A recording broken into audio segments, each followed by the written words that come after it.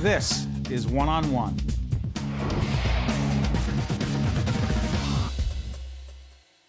Amy Kule is executive producer of the Macy's Thanksgiving Day Parade. How you doing? I'm doing great. Less than 30 days to go. I feel fantastic. We should make everyone know that we're doing this right before Thanksgiving 2012. It'll air before and after.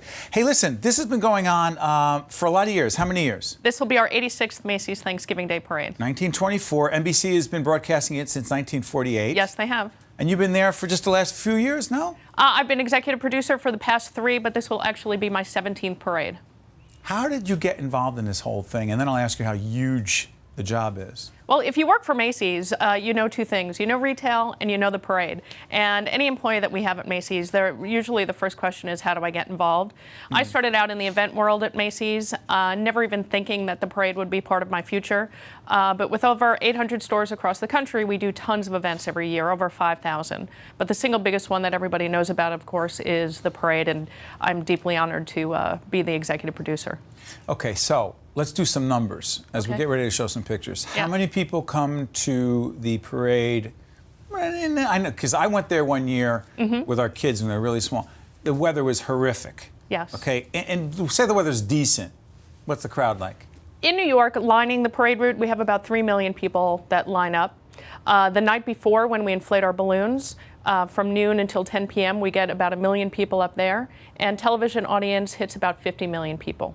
Whoa. Yeah, so that's a whole lot of people. You want to do some history? Sure. Folks, let's show some historical shots, and Amy can talk us through it, okay? Let's go. What do you got? Oh, that's not Mickey recent. Mouse. That is not recent. And actually, the very first Mickey Mouse balloon that we had in the Macy's Parade, Walt Disney helped us design and paint. Yes, Walt Disney? Yes, okay. Absolutely. And since then, we've had, I think, 6 other iterations of Mickey Mouse in the parade. And currently, he's flying as Sailor Mickey.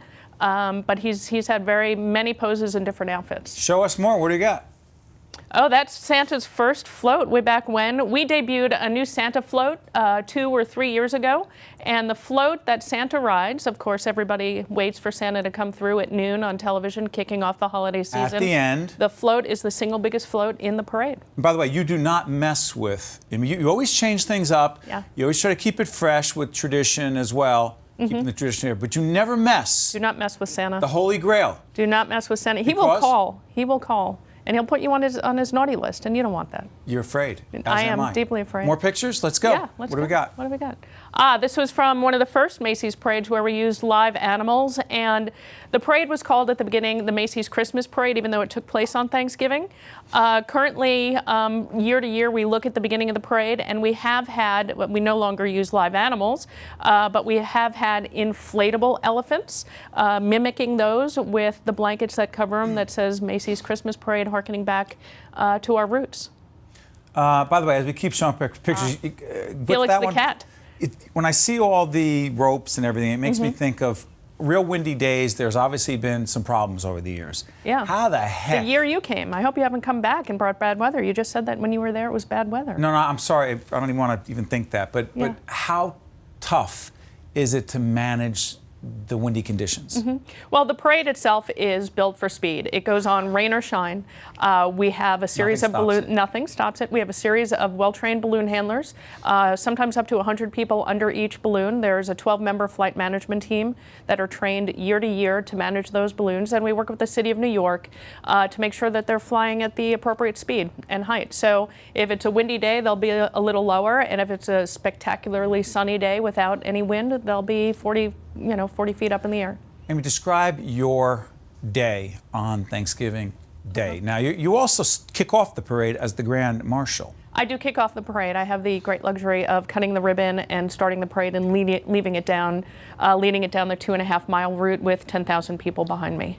Yeah, but Yeah. by the way, you're wearing heels during this entire time. Of course. Yeah. Yeah, but I am the only one who's worn heels. To that fact. I was to kick joking. off You really the do? parade. I do.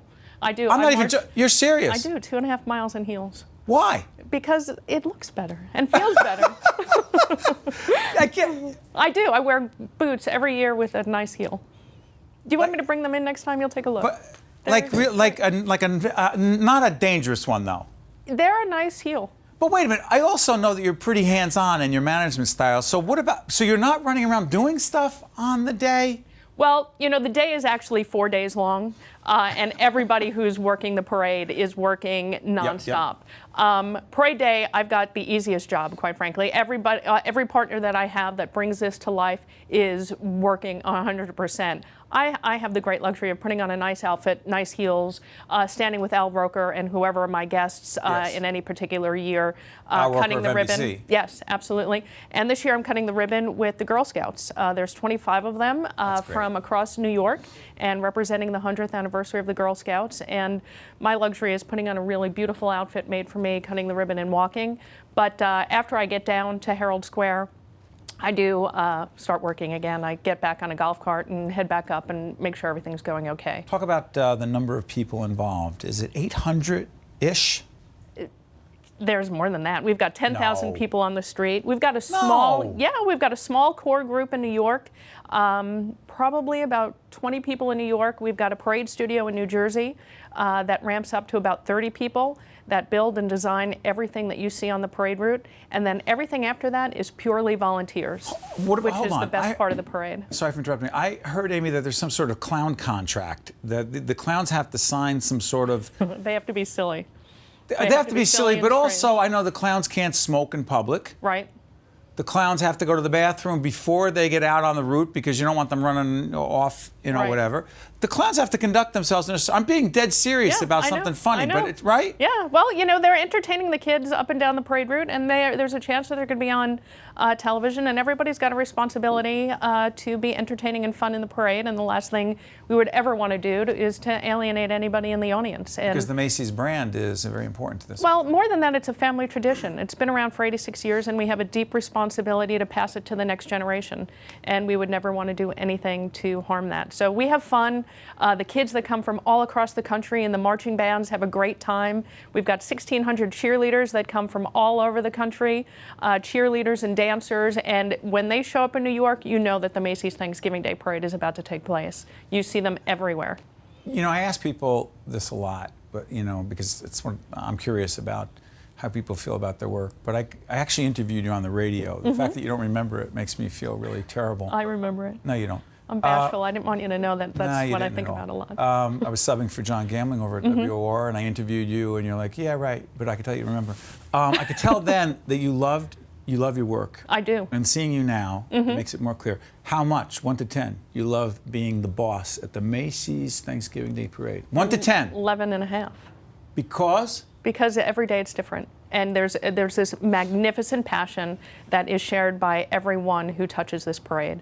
And you could call me the boss, but the parade will go on without any single person except Santa. Everybody gives their time and their heart to this parade to bring it to life. And my job is luxurious. To be able to have the parade on my shoulders is the most beautiful thing. But everybody's got a parade story. Everybody's seen it, been part of it, watched it, grew up with it.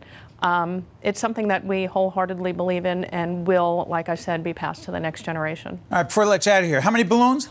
We have 16 giant balloons and 40 what would be huge in any other 27 mega floats, 2,400 cheerleaders. You were so argumentative. 11 marching bands. 11 marching bands. 59 balloons. Altogether, yes. Clowns, everything. It's the best. Yeah, tons of clowns. I thought I had the best job, and I realized you have the best job. Well, you should join me on Parade Day. I could never do your job. Come on, you'd have a good time. I would have a great time. Listen, I want to thank you for joining us. Thank you. And thank you for keeping this tremendous American tradition going. Oh, it's my pleasure, and I will remember this interview, I promise you. You will not. I will. Your Thank name you again? so much. Oh, did you say what's your name? One-on-One with Steve Adubato has been a production of the Caucus Educational Corporation, celebrating 25 years of broadcast excellence. This special edition of One-on-One with Steve Adubato is brought to you from the Tisch WNET studios at Lincoln Center.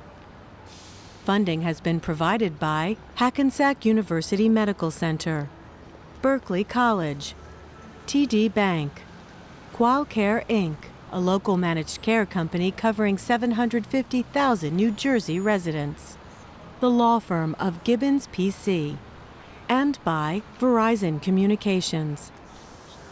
Promotional support provided by the Star Ledger and NJ.com, Everything Jersey, and by the New Jersey Business and Industry Association and its monthly magazine, New Jersey Business.